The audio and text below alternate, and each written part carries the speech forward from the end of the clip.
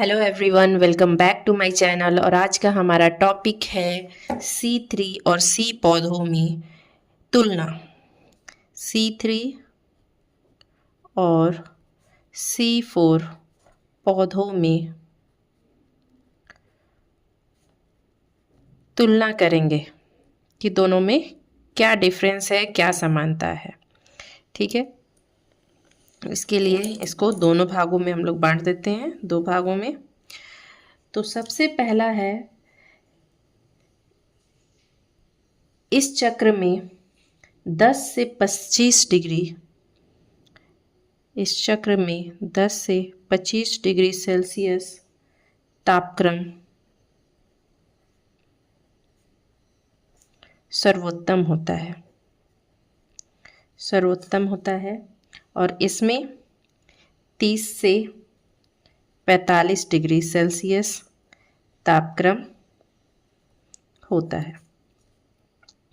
दूसरा है, यह CO2 का प्राथमिक ग्राही RUBP होता है। RUBP होता है जो क्या है, रिब्यूलोज बाइफॉस्फेट, फॉस्फेट। और इसमें CO2 का प्राथमिक ग्राही PEP होता है। PEP phosphoenol pyruvic acid, phosphoenol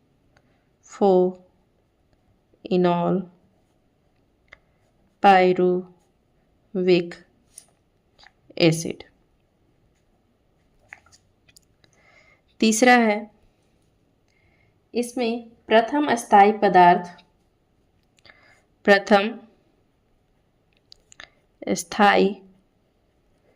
पदार्थ C3 यौगिक फॉस्फोग्लिसरिक अम्ल होता है। फॉस्फोग्लिसरिक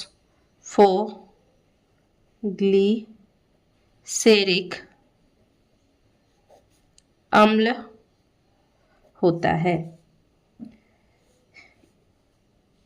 C4 में, ये C3 है एंड ये C4 में प्रथम अस्थाई जो पदार्थ है वो C4 यौगिक ऑक्जेलो एसिटिक अम्ल है। ऑक्जेलो एसिटिक अम्ल है। 4, इसमें सभी हरित लवक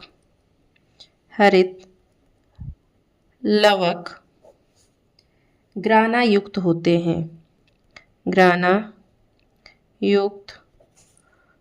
हैं, इसलिए CO2 का जो स्थिरीकरण होता है वो एक ही स्थान पर एवं एक बार ही होता है और इसकी दक्षता कम होती है। इसमें दो प्रकार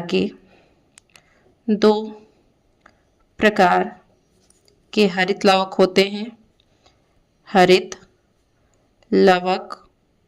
होते हैं,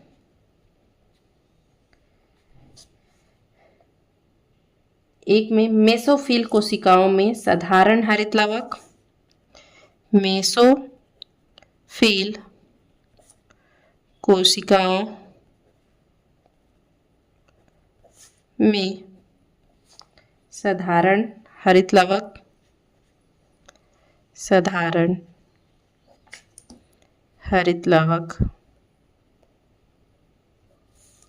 तथा बंडल शीथ में ग्राना रहित हरित लवक।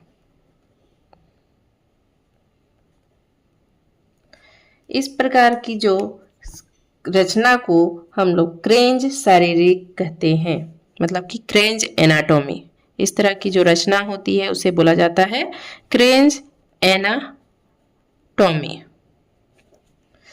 CO2 स्थिरीकरण यहाँ पर 2 स्थानों पर यानी 2 बार होगा, जिससे जो दक्षता होगी वो अधिक हो जाएगी। अगला डिफरेंस है कि इन पौधों में प्रकाश श्वसन होता है। इनमें प्रकाश श्वसन होता है, जबकि इसमें प्रकाश श्वसन नहीं होता है। प्रकाश श्वसन नहीं होता है।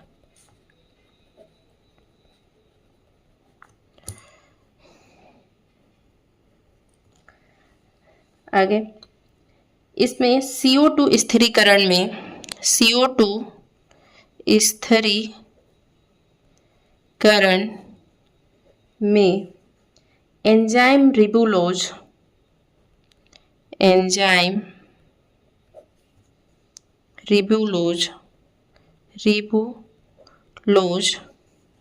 बाइफॉस्फेट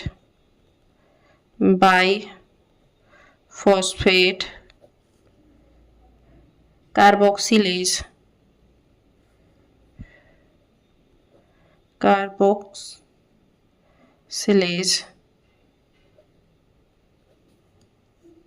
काम करता है। यहाँ पर फॉस्फोइनॉल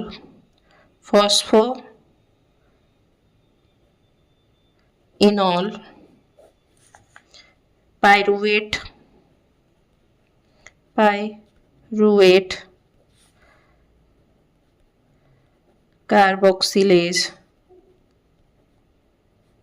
कार्बोक्सिलेज कार्य करता है।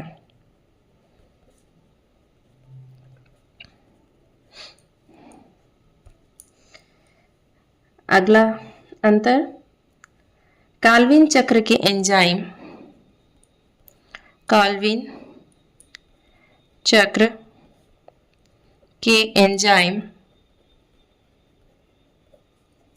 प्रत्येक हरी कोशिका में पाए जाते हैं।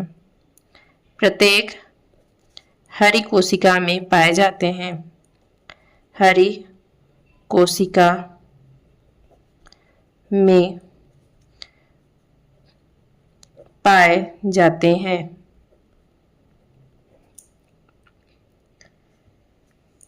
और इस चक्र में एंजाइम जो होते हैं वो हर कोशिका में नहीं पाए जाते। इसमें एंजाइम हर कोशिका में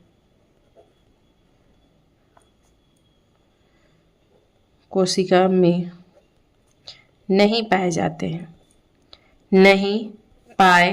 जाते हैं। अगला, कार्बन डाइऑक्साइड का उपयोग अत्यंत कम होता है। कार्बन डाइऑक्साइड का उपयोग अत्यंत कम होता है, और इसमें कार्बन डाइऑक्साइड का अधिक उपयोग होता है।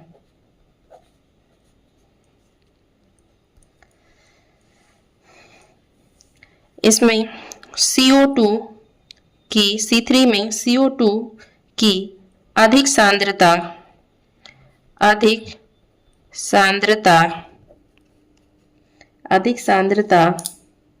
पर संतुलन प्रकाश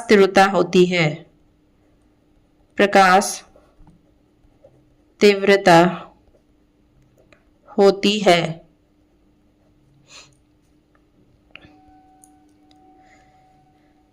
इसमें CO2 की अत्यंत अत्यंत अत्यंत कम सांद्रता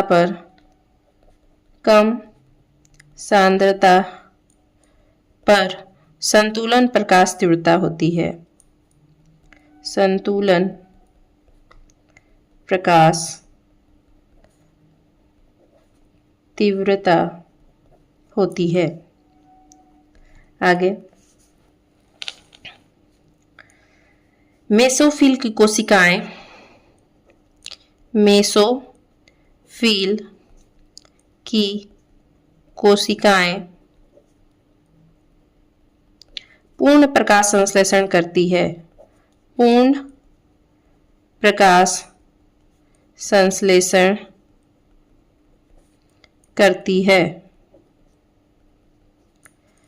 इसमें C4 में आरंभिक स्थिरीकरण करती है। मेसोफिल की कोशिकाएं मेसोफिल की कोशिकाएं आरंभिक स्थिरीकरण करती है। स्थिरीकरण करती है।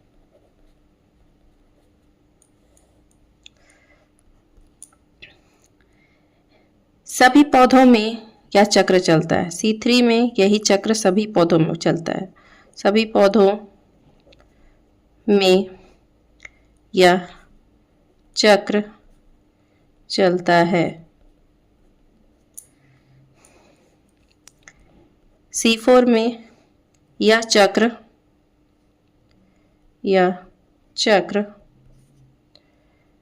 खासकर एक बीजपत्री पौधों में पाया जाता है। नेक्स्ट, एक अणु CO2 के स्थिरीकरण से एक अणु CO2 के स्थिरीकरण से 3 ATP एवं 2 NADPH2 लगता है। इसमें 5 ATP एवं 2 NADPH2 लगता है। नेक्स्ट, प्रायः रंध्रों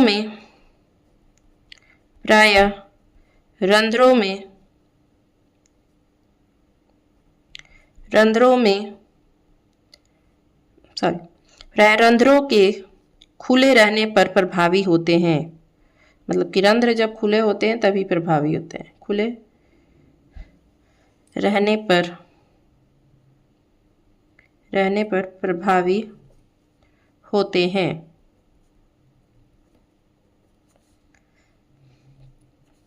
रंध्रों के बंद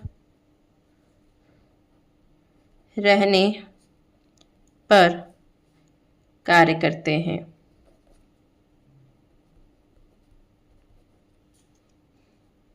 नेक्स्ट, C3 पौधे प्रायः सभी मौसम के अनुकूल होते हैं। सभी मौसम के अनुकूल होते हैं।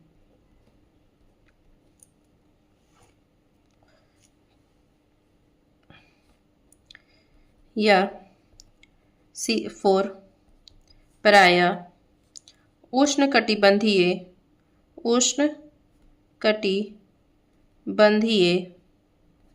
मौसम के अनुकूल होते हैं। मौसम के अनुकूल होते हैं। नेक्स्ट, यह लवणीय लवणीय वातावरण को बर्दाश्त नहीं करते हैं, को बर्दाश्त नहीं कर सकते हैं।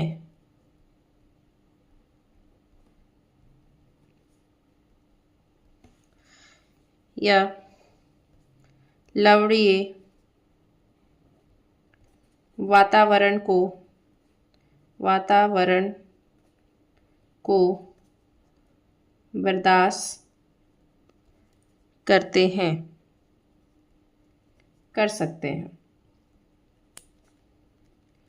तो ये रहा हमारा C3 और C पौधों में तुलना, जहाँ पर C3 के बारे में बात की गई कि ये कहाँ ये क्या बनाते हैं, इनका क्या चीज़ को बर्दाश्त कर सकते हैं, किस मौसम के अनुकूल हो सकते हैं, और C4 किस मौसम के अनुकूल हो सकते हैं, इनका तापक्रम क्या है, इनके ग्राही कौन है, इन सब के बारे में बात हुई। ये टॉपिक बहुत ही इम्पोर्टेंट होता है एग्ज़ाम पर्पस के लिए। That's it for today. I hope आपको ये वीडियो अच्छा लगे। अगर आपको ये वीडियो अच्छा लगे तो मेक श्योर आप इस चैनल को सब्सक्राइब करें, शेयर करें एंड लाइक करें। Thank you.